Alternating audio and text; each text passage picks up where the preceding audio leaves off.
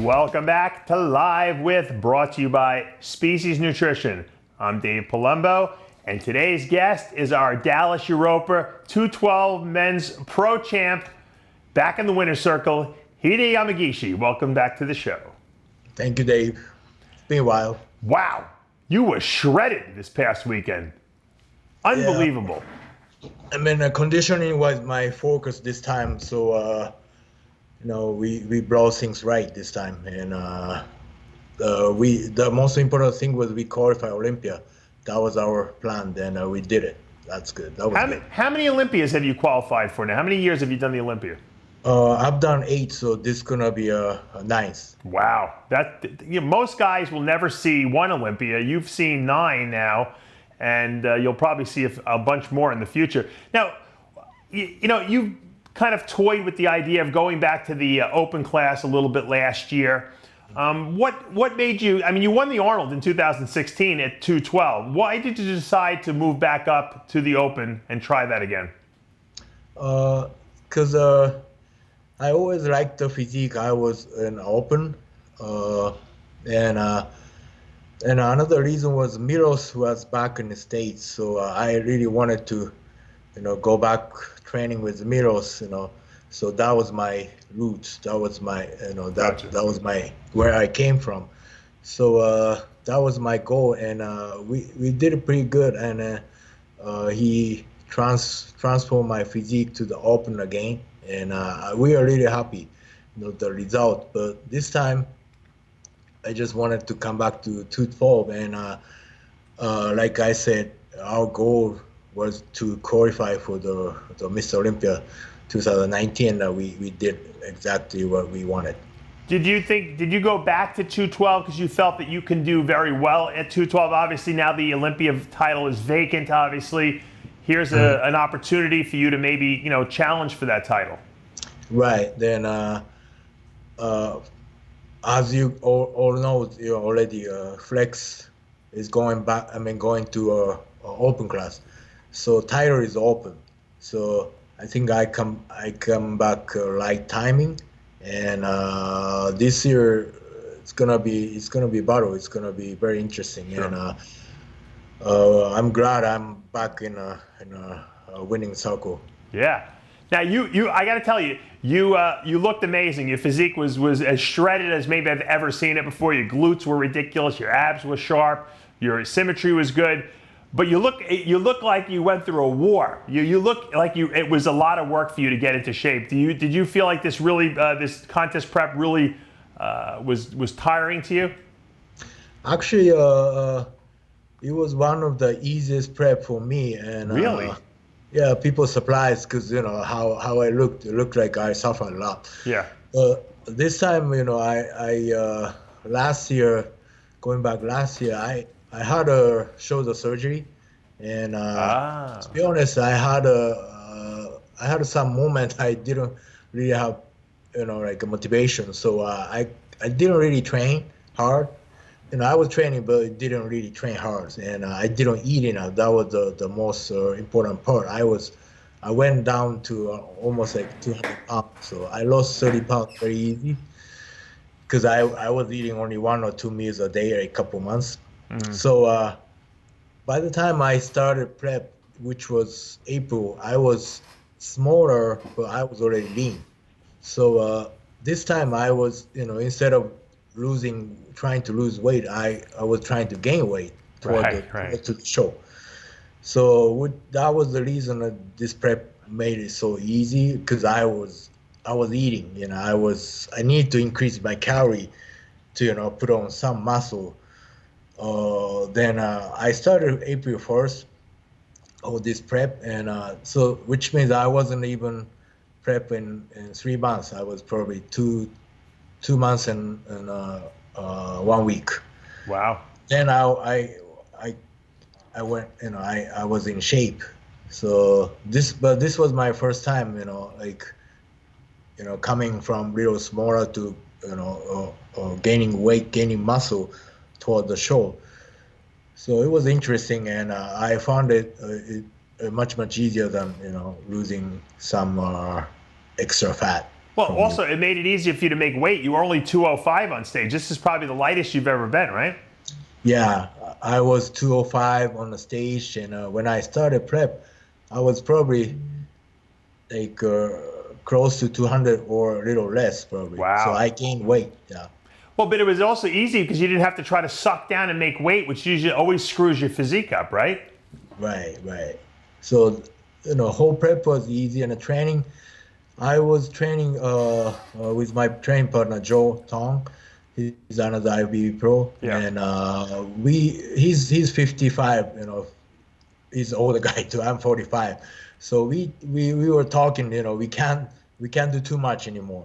So we listen to our body, and this time around, I was trying not to do things overdo it. Right. So listen to my body, and just take a day off before I get too much fatigue. Sure. That works well too.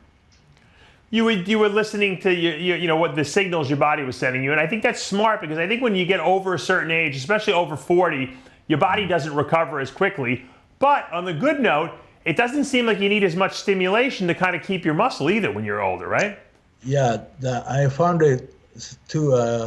It wasn't really difficult to, get back in shape than I used to be. I was probably, when I was 20s, I couldn't do it, but now I have this muscle maturity and everything else already done. So all these years, like 20, 30 years. So that's our advantage for, I don't want to say older guy, but I'm older than most of guys now. So that's our advantage. Yeah. Well, Sean Roden is 45. He's going to be 45 years old. So you guys are about the same age. And he's Mr. Olympia. So I don't think that's going to, I think you still have the physique that you did maybe better than when you were younger at this point, and you're still improving. Going into the Olympia, I'm assuming you're shutting it down now to the Olympia, correct? Oh, you mean this Olympia? You're not doing any other shows prior to the Olympia, correct? Oh, yes, correct. Okay. All right. So going into the Olympia, you theoretically might put some more muscle on, right? I would think. Correct. So after the show, I've been so many shows in one season, and that was my always strategy. After the show, I can use some rebound and put on some, real, mass in a short period of time. Then this time around, we have like almost 2 months, little less 3 months. So I can do little rebound, and probably coming a little bit bigger than this past weekend, but same or even harder condition. That's what I'm shooting for. All right. Well, you dominated this show in Dallas. Obviously, you basically laid down the gauntlet for the rest of the 212 division, saying, "Hey, look, guys, I'm here too. You better watch out for me at the Olympia." Everyone's talking about the Derek Lunsfords and the Ashkenazis, but no one has brought better conditioning than I've seen from you at this past weekend. So I have to assume you got to be considered one of the more dangerous guys in the class right now.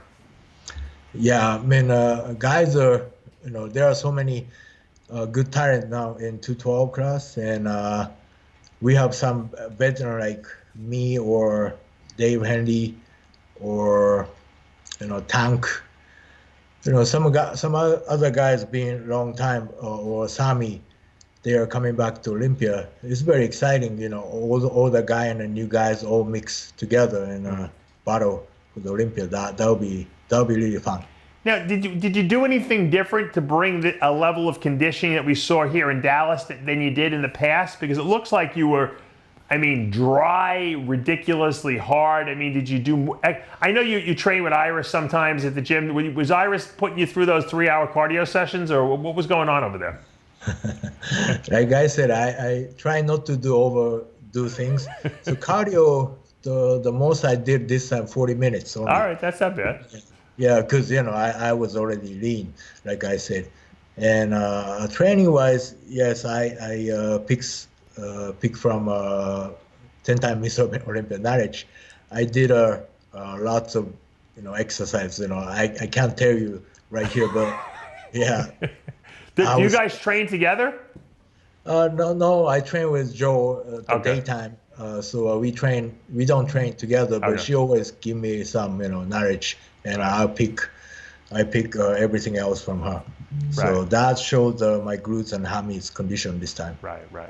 Are you guys? I'm assuming you're still business partners at the store, the Body Cafe. Yeah, Body Cafe is actually really good, and you guys come to Las Vegas in September for sure, and please come. And it's I really, always do. You got a great store there inside the City Athletic Club, right on Sahara there. And the great thing is you guys are always in the store. So if people want to interact with you, they just got to show up at the gym and come in, right? Yeah. So it's gonna be, it's gonna be fun. I'm competing, and cafes, right there, City Athletic. So Olympia is fun, fun time more than anything in Las Vegas. You think we'll ever see Iris back on stage again? She done? Yeah, she just needs a stage to, compete, which has to be Miss Olympia, I think. Yeah, it looks like that. Well, I think they're going to bring it back next year, especially with Wings of Strength putting up all that money, this year with the Olympia. I think we might see it back on the stage next year. Yeah, that'll be exciting, and Miss Olympia should be come back. Yeah, that's for sure. So she would come back for that then. Yeah, that's for sure. Yeah. All right. Okay. Now let's talk about another business venture. You guys got that Japan Pro Show you held last November for the first year. It was a 212 show. This year it's going to be a men's open show in the pro division. Talk to us a little bit about that. How did that come about? So I have been working with this Japanese federation MPCJ for past 5 years, and this year we have 20 regional IBB Pro League show. Oh wow! Then 2 of them are pro qualifier. Then one of them are pro show. So we just did a Hidetada Yamagishi Arnold Japan Classic, which was not in May, and we had 4 new pros. Wow! And November, that's gonna be second annual Japan Pro Men's Open Bikini and Men's Physique. Then we have same time we have Olympia Amateur, which gives athlete 15 pro cards. Wow. Okay. Yeah, so it's gonna be big, and we are really happy to have this opportunity to athlete not only Japan but also Asia and all over the world. So you're becoming a big business guy out there, huh? In the Asian continent. Yeah, I mean, this was actually one of my dreams to bring IBB Pro League to Japan. And last year, I'm not sure if you saw the footage, but it was crazy. Like audience respond like wild. Usually Japanese crowd is kind of quiet. Yeah. I mean, really quiet, but they went crazy, and even athlete was so appreciated because in the States it's not happening anymore.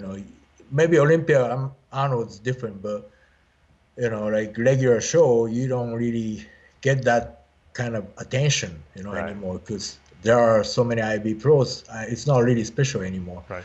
But overseas, like Japan, people really appreciate, like us, like IB pros. So it's still like brings so much excitement. Like it feels like 10 years ago, or when you were competing, IB pro or top MPC amateur was special, and that kind of feeling is still alive in Japan. Do you think we're going to see a lot of really good pros come out of Japan now that the opportunity is there for them to get their pro status? Yes, and we just had a new bodybuilding pro. Japanese physique guys are really good already, amateur level. Sure. So they're going to be good in pro for sure.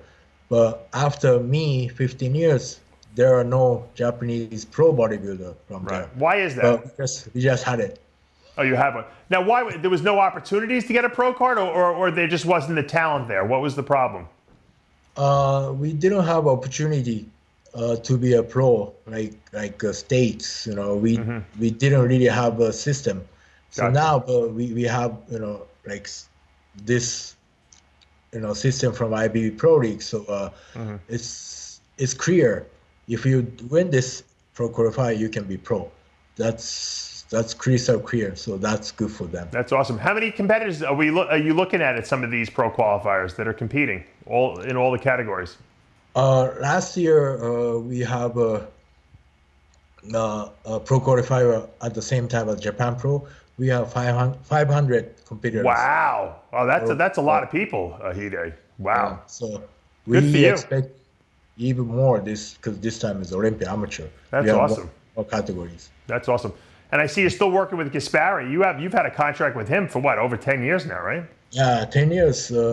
Actually, this year is 10 years anniversary with Rich Gaspari, and I'm really blessed. You know, I've been just pro bodybuilder for last 10 years. You know, like just training, eating, sleeping because of Gaspari, and you know, I had Gasp and other sponsors. So I was really blessed. I was probably last generation, you know, could do it, like just really as a bodybuilder.